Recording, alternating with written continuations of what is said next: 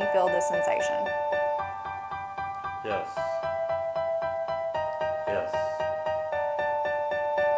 Yes. Yes. And because he has a beard, we're going to go in this area right here. We're not going to go over the hair. Yes. Yes. Okay, now we're going to take our sharp object and we're going to repeat the same way. Yes. Yes. Yes. Yes. Yes. Okay, and lastly what we're going to do is we're going to test the patient's ability to differentiate between a soft touch and a sharp touch. So tell me if you feel sharp, just say sharp or soft, okay? Soft. Sharp. Soft.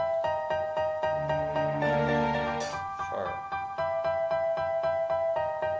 Soft. Sharp.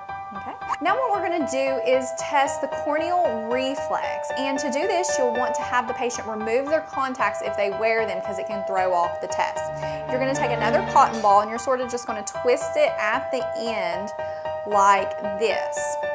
And what we're going to do is have the patient stare off, and you're going to take this part of the cotton ball in at the side of the eye and touch the cornea. And what you're looking for is for that eye to blink and simultaneously that other eye to blink as well. And if that didn't happen, that would be an abnormal response. Okay, so we're going to go in at the side and touch the cornea.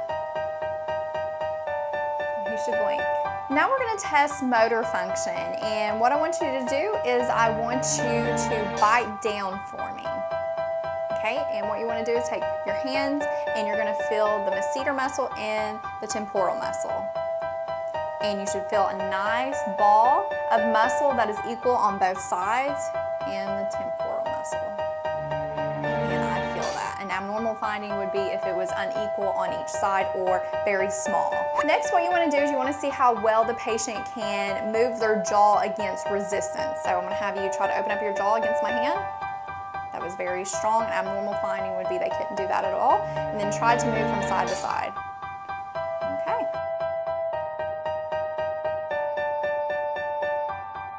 Push them open. Muscles in the lower half of the face can be tested by asking the patient to show their teeth, smile, or puff out the cheeks while you palpate them for even muscle tone. The lower motor neuron lesion pattern of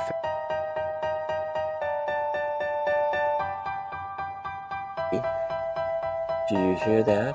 And what is it that you hear? Your fingers rubbing together. Okay. How about over here? Same. Is there any difference between the two sides? No. Okay. We can further test that by doing the Weber-Vennet test. The Weber test is actually using a tuning fork, placing it on the forehead. And do you hear that on one side or the other or the middle? In the middle. Good. And then the Rene, we're placing it back on the mastoid. Can you hear that? Mm-hmm. Can you tell me when you can no longer hear it?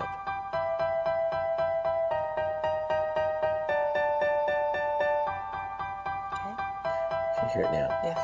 And we should do the same thing for the other side, but another way to screen with the Rene is to ask the patient which is loudest. Number 1 at the mastoid, or number 2, air conduction. Number 2.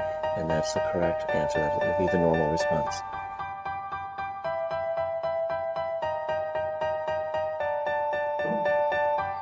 And say up.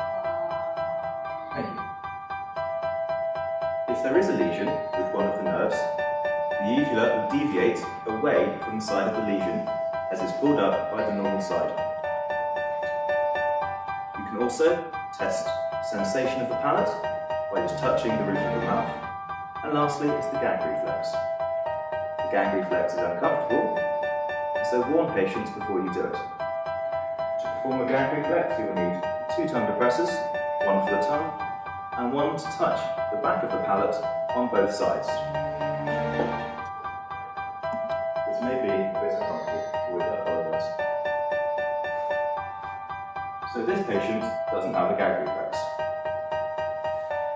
The final sign you may notice earlier in your examination is that during facial nerve testing, when they puff out the cheeks, you may hear air blowing through the nose because they are unable to close off the access to the nasopharynx.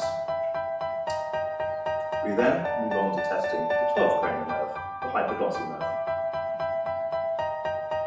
You ask the patient to stick out their tongue, and you're looking for wasting or fasciculations for a lower motor neuron lesion, or a bunched up spastic tongue for an upper motor neuron